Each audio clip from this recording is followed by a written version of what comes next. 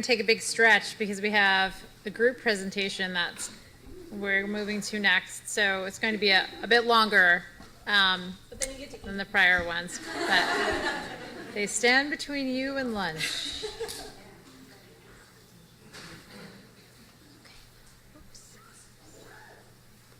Okay, so like I said, so this is our group presentation. Every once in a while, every few years, we have students who decide to work in pairs or more to execute their capstone projects. And Kate and Emily both entered the program with a fairly significant interest in sustainable seafood. So much so that they actually sparked a new course here at Scripps on sustainable seafood that ended up being taught by Sarah Mesnick and Sarah Schaffler up at NOAA Fisheries. So just a little background on them individually. Kate this is Kate. She went at College of the Holy Cross in Massachusetts, where she majored in environmental studies. After that, she was worked in marine science education on tall ships, Faroe Islands, and the field stations. She's from Maine, so she fits the stereotype. We have two meters this year. Her favorite food is lobster, so I'm just going to talk to you about lobster today. Emily studied marine science and biology at the University of Miami. Since graduating, she's owned and operated, created Marine Science Today, which is an online magazine about everything in, on, and around the ocean, so I suggest you check it out. She's managed to continue with Marine Science Today while also being in graduate school, so kudos to her. So Kate and Emily are going to talk to you a little bit more about their passion about sustainable seafood. Cool. I'm not going to explain our title because I don't want to ruin the surprise, so we'll just go ahead and get started. The United States is home to some of the most sustainably managed fisheries in the world, but U.S. consumers don't actually eat that much local seafood. In 2014, U.S. commercial fishermen landed 9.5 billion pounds of seafood valued at $5.4 billion. The top three species landed in pounds were this top row here, pollock, menhaden, and Pacific cod. Yet year after year, the most commonly consumed species by Americans are the bottom row, shrimp, salmon, and canned tuna. This has fostered the global trade of seafood, which has reached such an extreme that as much as 90% of the seafood caught in the U.S. it actually comes from overseas, or eaten in the U.S. actually comes from overseas. But the U.S. has also become a huge exporter of seafood. In 2014, we exported $5.3 billion worth of seafood, making us the sixth largest supplier of seafood in the world. So we found ourselves wondering where our local seafood is going and why it isn't staying in the U.S. And that's a question that consumers at local markets and seafood restaurants probably don't often think about. As consumers with food in general, we have become more and more disconnected with our food, and we don't often think about where it comes from or, in any case, where it's going. This has become kind of an issue because we have a lot of good sustainably managed seafood here, and we wanted to know where it's going. As consumers, there are no consistent tracing or labeling systems for local or imported seafood. Strict food safety laws and import and export regulations mean there is some way to trace all of the food that's coming and going, but it's not easily accessible and it's maintained by a ton of different organizations, so it's hard to find. So why does this matter?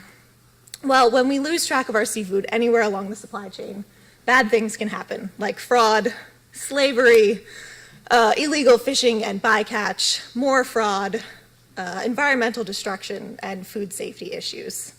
Now, it's important to remember that these issues are not universal, and there are good options, but as a consumer at a market, it's often hard to know the good stuff from the bad. So what can we do about it? We believe the answer is to follow your fish. To address all these issues, we need to know more about our seafood supply chain. Not just the product, but where it came from, who was involved in the process, and how it was caught. When you buy a fish, you are not just supporting the fisherman that caught that fish, but all the rest of the businesses in the supply chain that touched that fish before that fish reached your plate. While there exist many sustainable seafood apps and pocket guides, even for the savviest consumers, these can sometimes be difficult to use because key pieces of information are not always provided. On top of this, for some people, everybody has their own definition of the word sustainable. For some people, it's about the impact that fishing gear has on the oceans. For others, it's about bycatch, and for others still, it's about the sustainability of the fishing community. For this project, We wanted to use a different approach. Instead of rating seafood products individually, we focused on telling the stories of the people involved in the seafood supply chains. We decided that a communications-based project was the right way to help reconnect consumers and the general public with U.S. caught seafood. We did this by defining the supply chain for 3 different case studies and interviewing key members from each step of that chain. We then turned these conversations into a series of informal blogs and infographics that we publish on our website, followyourfish.com. The goal of Follow Your Fish is to provide consumers with the information that they need to make their own decisions about what they think is sustainable and feel comfortable buying. We want people to know their fishermen, know their fish, and reconnect with their food. To start, we chose 3 case studies that have particularly interesting supply chains, but this approach can be applied to any commercially caught species in the future as well. We followed our species from the ocean to the table and spoke with as many people involved as possible. The species we followed were the American lobster, the California market squid, and the California spiny lobster. While we collected detailed data and stories from each step of the supply chain, today we are only going to focus on 3 issues to illustrate our case studies: the supply chain, whether or not it's available locally, and trade. Cool. We're going to start with the least photogenic of the bunch, the California market squid. And I'll start just really briefly going over the supply chain. This is a version of one of the many infographics that will be published on Follow Your Fish. So obviously the market squid fishery starts with the fishermen. They fish from the Monterey Bay area to as far south as down here in San Diego, depending on squid availability. And they'll fish at night, attracting the squid to the surface with big lights, and then encircling them in purse seines. And typically they'll head to the dock pretty early in the morning to offload their catch, which they sell directly to one of only a few U.S. processors. In this case, we're going to talk about Del Mar Seafoods because those are the people that I spoke with for this particular case study. And what the people at Del Mar Seafoods do is they'll send refrigerated trucks directly to the docks where they'll buy the squid, offload it from the boat, and load it onto their trucks with water and ice, and then transport it inland a few miles to one of their 2 processing facilities. The process is really simple. Once it arrives, it's dumped into the line and frozen in a variety of forms to be shipped to its next destination. It's frozen with just water and ice, nothing is added, and the squid isn't changed in form at all on this side. In some cases, a few local fishermen will buy back a few pounds here and there of market squid to sell directly at the market, but that's done in small amounts and only a few people actually do it. Because in most cases, the U.S. processor also acts as an exporter, and they ship almost all of the market squid overseas. About half of what Del Mar processes goes directly to China. So that's kind of where we're going to focus here.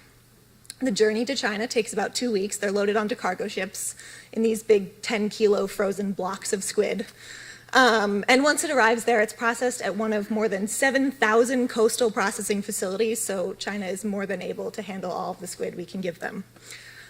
Once it's there, it's defrosted from these big blocks, it's cut and cleaned and repackaged for the next step. Some of that squid is sold locally, step 5A here in China, and some of it is sold to other markets in Asia and Europe, and then a very small portion of it actually comes back to the US, where it's sold throughout the United States. So can you eat locally caught California market squid in California? The short answer is yes, but that depends on your definition of local, because as we just said, it will have this 12,000 plus mile round trip journey in between the time it was caught and the time it landed on your dinner plate. Technically, according to the most widely accepted definition of local, it is, because according to the 2015 Local Food Consumer Shopping Survey, I think that goes right, food can be considered local if it was grown or produced, if it was consumed within 100 miles of where it was grown or produced. And so if you're buying market squid at a restaurant right here downtown, it's definitely within 100 miles of where it was caught, but it doesn't really deal with that really, really long journey in between. So let's look at the trade that motivates that journey. The United States exports about 26 million pounds of market squid every year. That's an average of the last 5 years, worth about $77 million. But we also import 370,000 pounds, which doesn't really seem like a lot. And it's in fact only about 1% of what we export. And so if it's such a small amount, I found myself wondering why it doesn't just stay here. And it turns out there are many, many reasons it's done this way. And the first have to do with American consumers. American consumers tend to prefer squid or seafood in general that's already been cleaned, cut, and processed, and squid can be kind of intimidating. Also, I learned that American consumers tend to prefer larger, meatier squid, and market squid are really tiny, so they're just not a favorite around here. But the most important reason has to do with the cost of processing market squid. It's incredibly expensive to do here, and much, much cheaper to pay laborers in China. In fact, if you add up the cost of processing, freezing it here, shipping it overseas, processing it there, and shipping it back here, even if you account for fuel and the cost of carbon dioxide emissions, it's cheaper to process in China than it is to pay American laborers. But even if we wanted to pay people to do it here, we don't really have the capacity to do so anymore. If we wanted to eat more local squid, there are a few things that would have to change. Many of the people that I spoke to throughout this project expressed their annoyance with the fact that they can't get locally caught California squid that's never left California, much less the United States. And one of these people was Mitch Conniff, who is the owner of Mitch's Seafood down in San Diego in Point Loma. Mitch, his wife, and two other local San Diego couples with ties to the commercial fishing industry opened Mitch's Seafood in 2008 with the goal of serving local and sustainable seafood. Mitch's definition of local does not include that 12,000-mile journey, so he struggled from day one to find squid that stayed here. It's been a huge challenge for him, and instead of trying to find a processor, he came up with his own idea. He decided to get together a co-op of other restaurant owners and seafood dealers to rent his own temporary processing facility. And the idea is that they would go out, buy a load of squid directly from the fishermen, and then bring it here and process it here and sell it throughout their restaurants. But right as he was forming this idea, the squid fishery kind of dried up. It's been terrible for the last about year and a half, 2 years, mostly because of El Nino. And so he's kind of had to put this idea on hold. Hopefully now they've just started to show up about 2 weeks ago. So hopefully he'll be able to get it up and running. But if he does, there are a couple of changes that would have to happen. And the first is that as consumers, we would have to get used to the idea of seasonality. Just because we want market squid every day or fried calamari every week doesn't necessarily mean we would get it. And most importantly, locally caught and locally processed market squid would be a lot more expensive. So there are just a few changes we would have to get used to. All right. So we're now going to actually stay in California, and I'm going to talk about the California spiny lobster. Hold on. Oh. All right, California spiny lobster. So the California spiny lobster supply chain starts with the lobster fishermen. The commercial lobstermen, they fish from Santa Barbara to the U.S.-Mexico border, right down here in San Diego, and catch the lobsters in a trap-based fishery during a season that opens the first Wednesday in October and extends through the Wednesday after the 15th of March every year. And the majority of the lobstermen then sell their catch to a lobster buyer. These lobster buyers often act as middlemen between the lobstermen themselves and the seafood exporters. So the buyers meet the fishermen at the docks, and they pay the fishermen by the pound, a price that is set by the market. And this price increases as the season goes on and landings decrease. So this past season, prices started around $16 a pound and went up to around $25 a pound. And that's boat price. That's the price that the fishermen are receiving. And so some buyers also will sell the fishermen bait while they're buying lobsters from them that the fishermen can then use in their traps. And buyers can be independent businesses, or they can work directly for these large seafood exporting companies.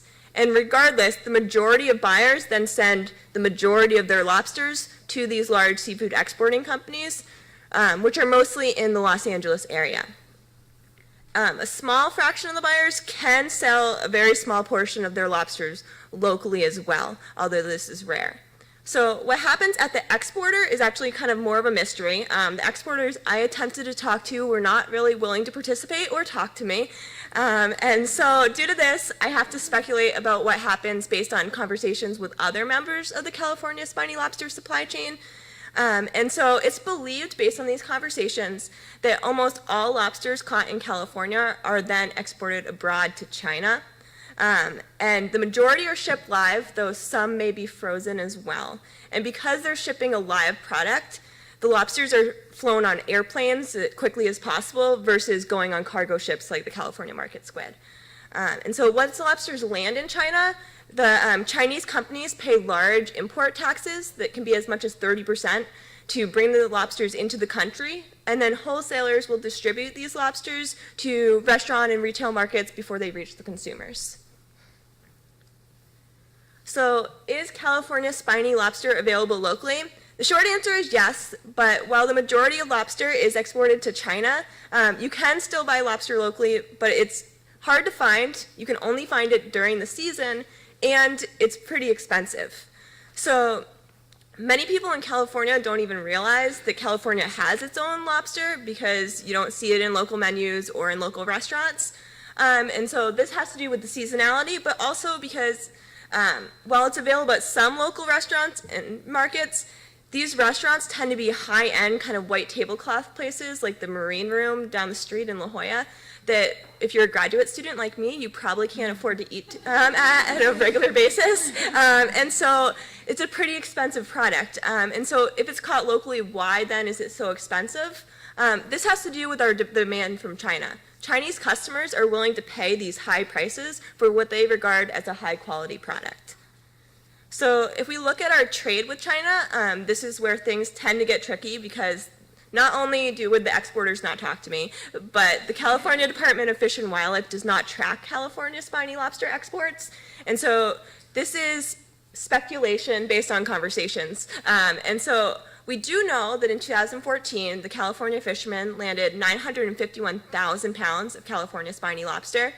And I believe that the majority of this, I'm guessing between 95 and 99%, is shipped abroad to the Chinese market, where demand for spiny lobster is incredibly high. Now, this Chinese market actually consists of China, Hong Kong, Taiwan, and Vietnam. And there are rumors within the industry that most of the lobster shipped to Hong Kong, Taiwan, and Vietnam is actually later smuggled into China to avoid those high import taxes. So in China, there is a huge demand for live seafood that comes out of the United States. The Chinese value the freshness of live seafood, and they believe that seafood coming from US waters is cleaner than that comes from Chinese waters. And so in the case of the lobster, there's especially high demand for it because not only is it live seafood shipped from the United States, but to an increasingly large middle class, it is seen as a status symbol to be able to eat lobster. And then on top of this, the Chinese believe that the lobster is considered lucky because of its red color and its resemblance to a dragon. And so it's often served at weddings or Chinese holidays such as Chinese New Year. This huge demand for lobster in China has almost monopolized the market, and that means that if we want to eat more spiny lobster here in California, we have to compete with the Chinese. In order to compete, we need to be willing to pay $30 to $40 at local seafood markets or $50 or more at restaurants. And if you're not willing or able to pay those prices, there are a few chances to get it a bit cheaper. Right here in San Diego, you can buy California spiny lobster that won't cost you an arm and a leg, maybe just an arm. And those places are direct from the fishermen at the Tuna Harbor Dockside Market. The earlier in the season, the better. Or between October and Thanksgiving at Mitch's Seafood in Point Loma, which is actually lobster that Mitch, his brother, or his business partners that have caught. And then are serving in local lobster specials that they serve split and grilled lobster, lobster corn dogs, lobster tacos, lobster bisque, etc. So if you want to eat local lobster, you either need to be able to fork out the money or start planning your local lobster feast for next October when the prices will be the lowest. So I'm now going to switch coasts and talk about the American lobster. So the American lobster supply chain is pretty complex. It's actually more of a web than a chain. Lobsters are caught in a trap-based fishery from the US-Canadian border down to North Carolina. However, over 94% is actually caught within the Gulf of Maine. So lobstermen have many options for whom they sell to. They can sell directly to consumers or local restaurants, but most of them would rather spend their time fishing than marketing their catch.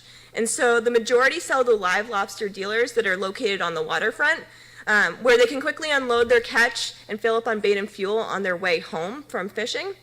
And then live lobster dealers can be wharfs or buying stations. They can be co-ops or wholesalers. And they pay the lobstermen by the pound a price that is set by the market.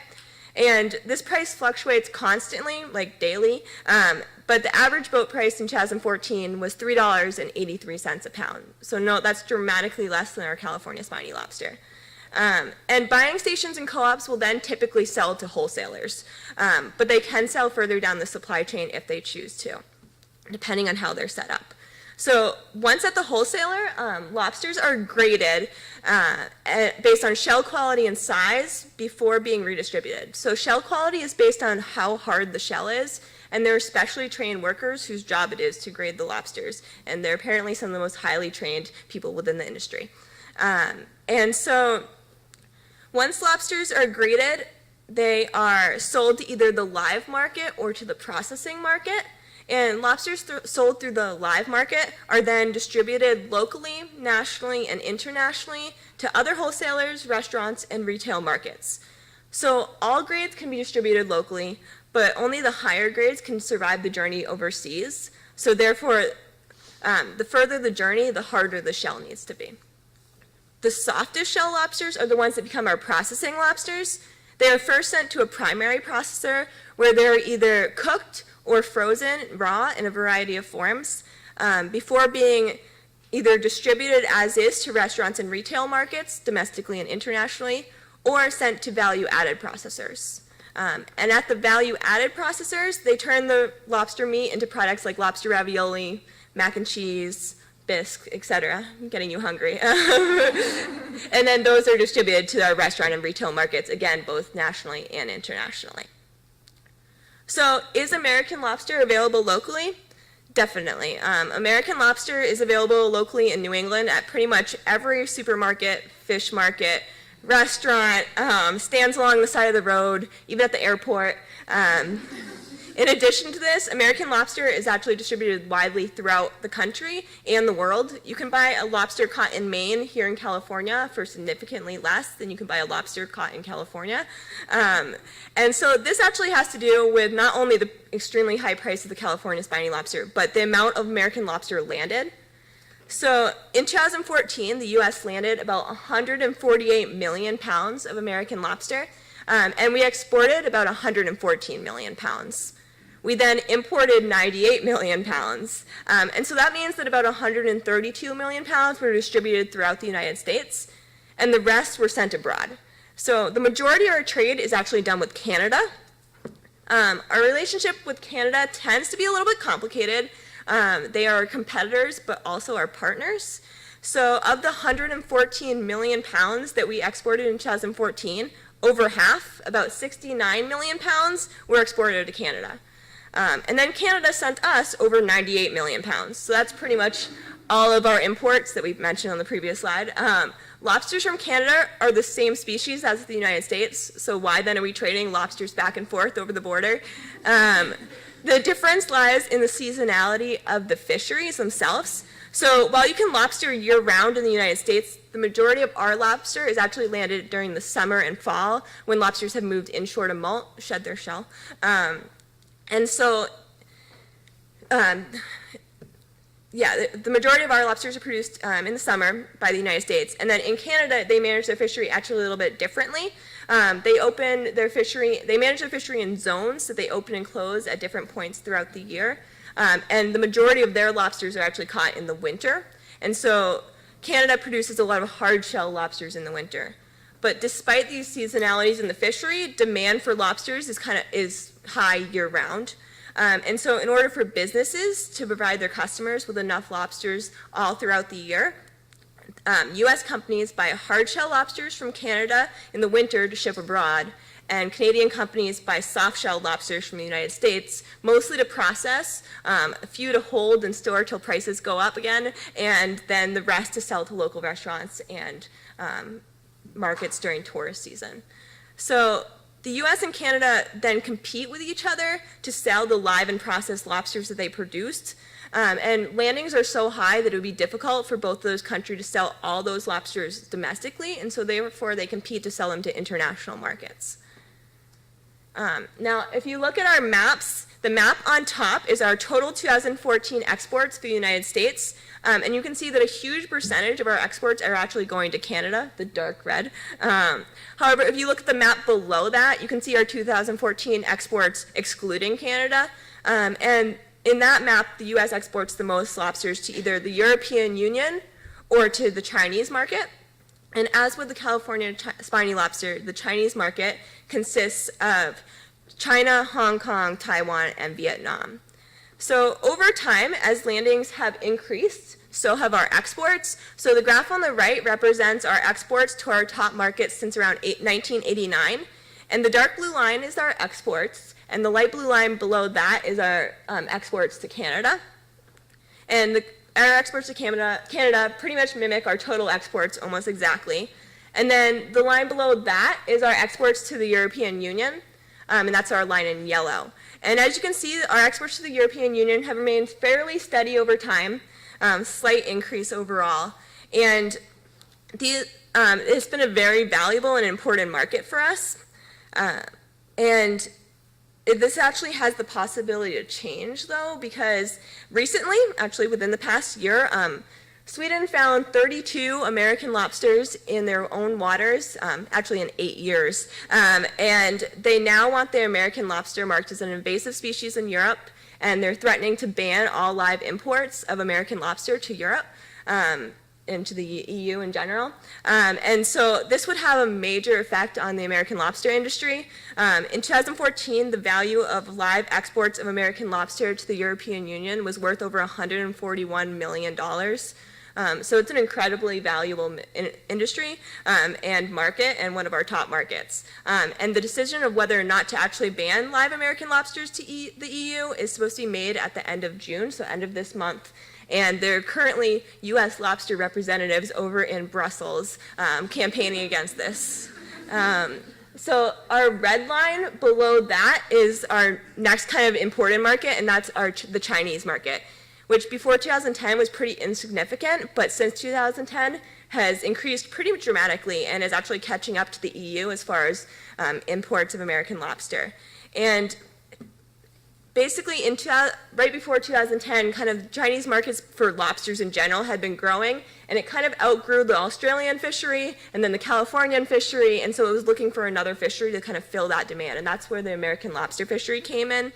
And it's actually been a savior to many U.S.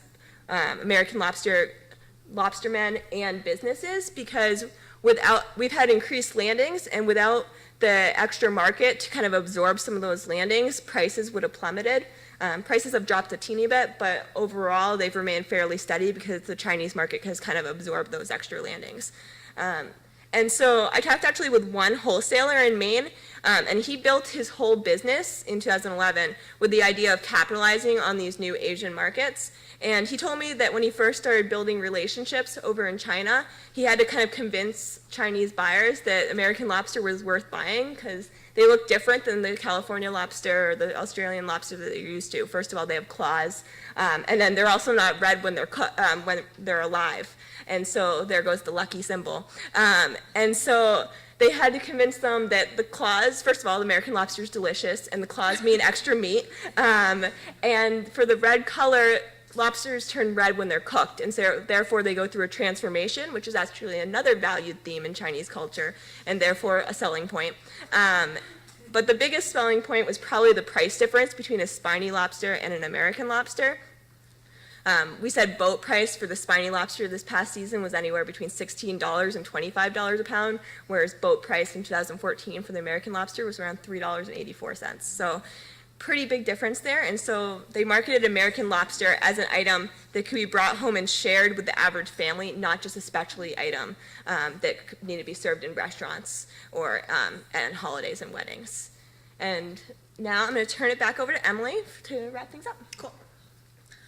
So we picked these case studies for their differences, but also for their similarities. Just a quick summary of all three of them. While market squid landings were certainly the highest in 2014, American lobster was definitely worth a lot more. And while all three are available locally, American lobster is the only one you can find everywhere and anywhere. To find local California spiny lobster, you have to know where to go and you have to be willing to pay. And to find local California market squid, you just have to determine what your own definition of local actually is. All three species are also exported and all of them go to China, but their final destinations do vary. And as for imports, California market squid does come back to the US, but only in small quantities. We don't think California spiny lobster does, but due to the difficulty the exporters gave Kate, we're not really sure. And American lobster does, but it's just due to our back and forth trade relationship with Canada. Due to time restraints here and kind of in this quarter, this has been a really simplified version of what we actually did, and we've gone into much, much more detail on our website, followyourfish.com, which we encourage you all to check out. Over the next month or so, we'll be releasing a series of blogs ranging from 300 to 1,000 words on every step of the supply chain in much more detail.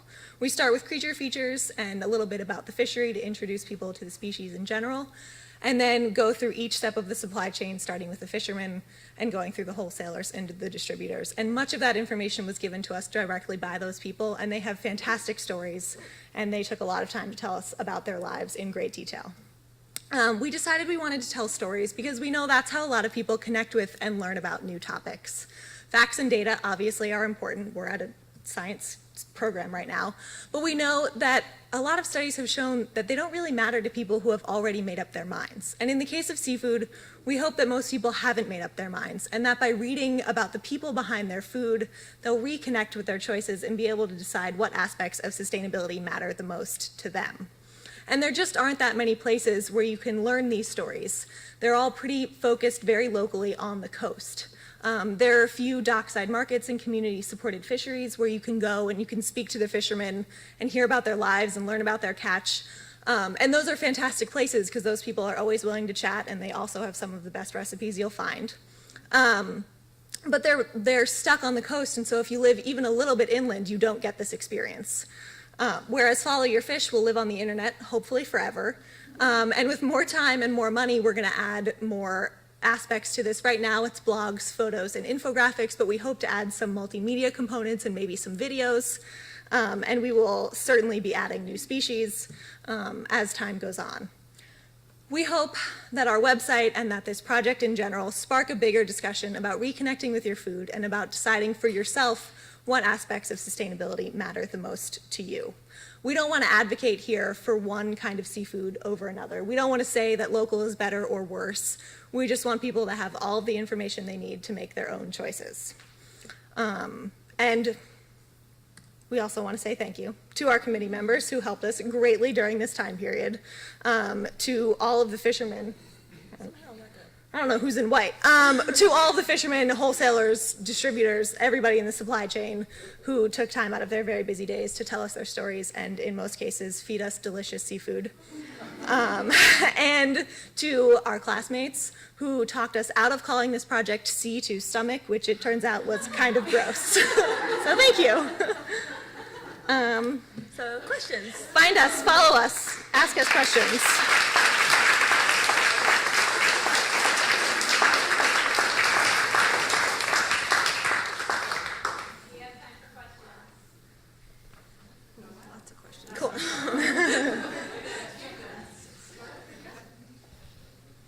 Thank you. Congratulations. Do you see applying this model to other species? Absolutely. Yeah, definitely. We hope that this model could be applied to any commercially caught species in the U.S., but also, I guess, abroad as well. We were focusing on U.S. markets. Because it was easy for us to find California right, and to species try in to connect California. people with the U.S. seafood, but I mean, I guess you could apply it internationally as well. But we definitely see applying it at least beyond these 3 species that we've chosen. Yeah. I'll just yell my question. On your trade chart, you have Italy broken out separately from the EU. Yeah, I separated Italy and I also separated China alone on the graph. I can go back if you want to see it again. This should be it. It will come up in a second, maybe. But yeah, so Italy represents the EU pretty much. I don't know why it's not up. But it mimics the EU almost exactly, and it's one of the biggest markets within the European Union. Italy, Spain, and France are pretty huge and been consistent over time. And then I had also separated out China from the Chinese market just to show that it mimics the Chinese market almost exactly, just a little bit below. Hi. Thanks very much. That was really fascinating. So I don't eat any seafood because it is so complicated and you just really don't know where everything comes from. And it's hard to know whether it's sustainable or not. Because as you said, that definition is very complex. But do you think that your work will help people to push for more really local efforts like Mitch's Seafood, so that is there a way that people who read your website and blog will be able to take the next step to support Mitch's and others who want to have a more local experience? Yeah, absolutely. The last page, or the last step, I guess, in all of ours ends with where you can eat it here. And we talked with a couple of different restaurants and retailers, and then we also are going to have a recipe page so people can feel comfortable buying it at markets and cooking it at home. And then what I've been collecting for a few years in different various cities, lists of places where you can get good, sustainable local seafood. So we'll try to include that for these species specifically. Definitely. Yeah. Lisa? Or? Great presentation. I'm curious, do you know the reason why the American lobster landings have increased over the years recently? So they're not 100% sure right now, but there has been warming waters, and they believe that partially lobsters are moving up from the south, up through the north, kind of, and so they're worried that as climate change happens, they're going to keep moving up mostly to Canada, and therefore out of the Gulf of Maine. But right now, since the majority of lobsters are caught within the Gulf of Maine, lobsters are moving from, say, like Long Island and continuing to move up into that region. So that's one possibility.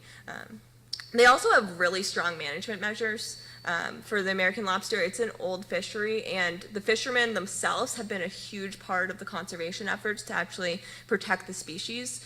And so especially within the state of Maine, but also within all of the states, like the fishermen, they do a V-notching program, which means they cut a little notch in the tail fin of any females with eggs and release them, and any lobster caught in the future that has the V-notch can't be kept. They have minimum and maximum size measures. They've got a ton of different regulations that are and so it's a very conservation-minded fishery, and they've worked really hard to keep it sustainable because it's so important to so many people. So that could be also an impact. And then one more thing is that some of the other fisheries, like the groundfish fishery, like cod, have declined, and that's a predator of the American lobster. And so they think as predators have also declined, populations of lobster have also increased. So given where we live, local within 40 miles actually includes Mexico. Right. And I know that some of the fish processors here buy locally, like California spiny lobster from Mexico. Mm-hmm. So that my question just is, does Baja have, I don't know if squid are caught in Baja and brought up here, but do we have any local options by getting seafood that was caught in Baja, California? Some places, like Mitch does, if he can't find something that was actually caught in San Diego, he'll expand his boundaries a little bit. So sometimes it just depends, I think, on the species and the restaurant, definitely. And then as far as markets go, Catalina Offshore Products does kind of a combination of, the San Diego, but also Baja. And as far as the lobsters go, they used to buy the spiny lobster from Baja, but now they buy all from U.S. fishermen, although the Mexico spiny lobster fishery, it's managed differently, but it's actually MSC certified, and is supposedly pretty sustainable as well. Although it's said that all of those lobsters go to China. They actually have Chinese companies that are set up in Mexico along the beaches that just export them straight from there. So. Anyone else? Do you anticipate increasing price of being locked due to the increase of Chinese demand? So far the prices actually have only decreased a little bit, and that's because of the extra landings and kind of flooding the market. So I guess if landings potentially decrease, so far they've been kind of consistently increasing in recent years, but if landings start decreasing, then that's definitely a possibility. Chinese people eat a lot of different things that you wouldn't find in this country. I'm curious, will you be following up on, let's say, seaweed and other things that reach the Chinese table, which would be impacting our local fisheries and ecosystems here? Yeah, I think algae and like seaweed products could be a really interesting kind of area to expand on. They're not necessarily a fishery, but they're definitely a seafood, and so I think that could be a great area that we could. Yeah, keep we would increasing. like to expand with a few more fish and a few more other things. I mean, there are now programs where we learned from Dick Norris that you can now trace your granite countertop, and some places are having you trace where the cotton from your T-shirt came from. So the idea of following a product is gaining in popularity, and we would love to keep doing that with all different sorts of marine products. Right. You want to add sea cucumbers to your list. Cool, sure. Will do. Okay, great, thank you. Thank you.